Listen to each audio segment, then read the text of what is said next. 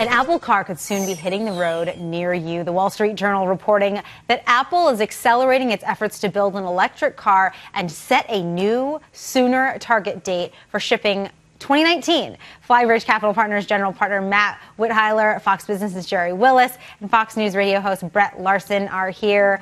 Matt, I want to start with you on this car. They are going to go right up against Tesla. Tesla stock dropped today on the news. Is this a good idea for Apple to be getting into? I think it's a very bold idea for Apple. Whether it turns out to be good or bad will be determined. But I think that Apple is a company that can innovate unlike almost anybody else. And if you look at their business model, they tend not to be the first to market. They tend to be a follower to market, and they tend to innovate out the competition. So I think there's a good chance that Apple could pull it off. So they're going to build a car. Yeah. They're not going to make the software that which goes they're already in cars, doing. which is the smart thing, which is what I would want my car to have, the Apple software, instead of the stupid software I have in my car that tells me I'm in Pennsylvania when I'm in New York City. That's a very real need. I know, but a car like Henry Ford, like wheels are going to like make rubber. It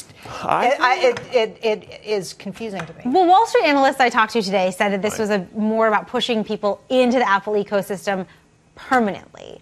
It's kind of the last step. It's frontier. It's the ultimate personal electronic device is the car, and all of the things that they can get to go in it, and all the hardware that we already have in our lives, the watch, the phone. Are they going to outsource the actual construction of the car? That's what I'm wondering about. What is the point of So there's Apple? two ways they could do it. They could acquire a factory, right? But then they'd have to retrofit and change everything in terms of the production line.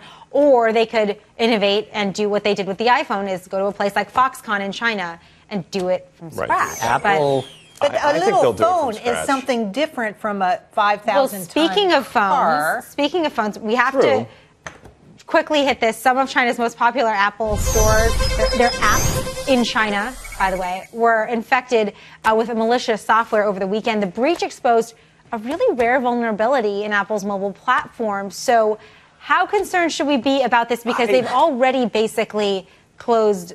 Yeah, I would not be concerned about it. I think it's sort of, there's two sides to this. On the one side, it's, yay, Apple's finally has a virus, which we've as lifelong Mac users. Who said that? Well, as lifelong Mac users, we've long waited for a virus. As all our Windows friends sat there and like, I got another computer virus. We've never had that on Apple's side. Waiting is such a strong word. So there's that part of it, but then the other part of it is Apple's so controlling about the App Store, about the process to get apps into the App Store.